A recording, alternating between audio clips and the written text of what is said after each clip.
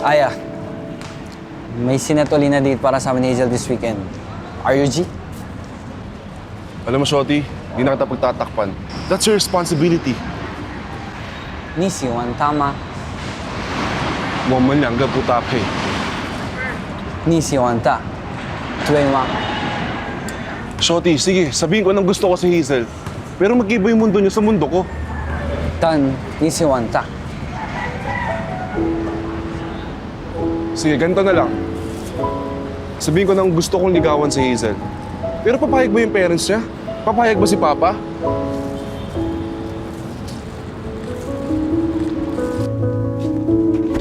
Oh, Hazel, ginagawa mo dito? Gusto ko lang i-make sure na hindi mo ko i-injurin sa weekend. Date nyo kasi yun eh, tsaka busy ako. Busy kasi? Huwag ka nang magsayang ng mental energy kakaisip ng excuse, okay? Sasamahan mo ko.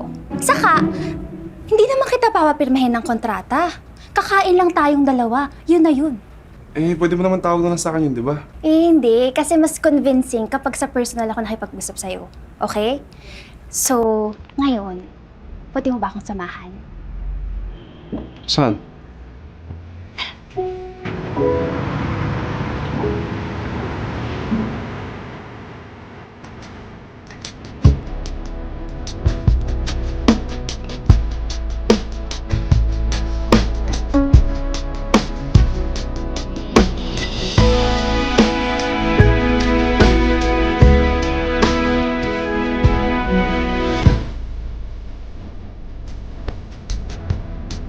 Gusto ko talagang i-pursue ang photography.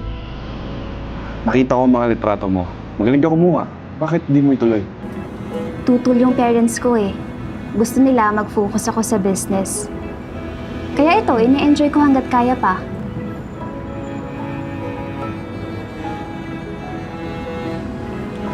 Hindi mo talaga makakuha lahat ng gusto mo sa buhay.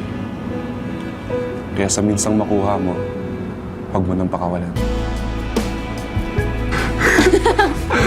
Alam mo, ang layo na nilakad ko nung sira yung tsinelas ko. Tapos pagdaan ko ng suli, akala ito na ate nagtitinda ng minali mo sila yung shopo ko. Hindi ginawa naman sa anas. Ano ginawa mo? Di syempre, kinain ko. Gutom ako yung layo ng lakad yung ika-ikaw. Am I interrupting something here? Pa,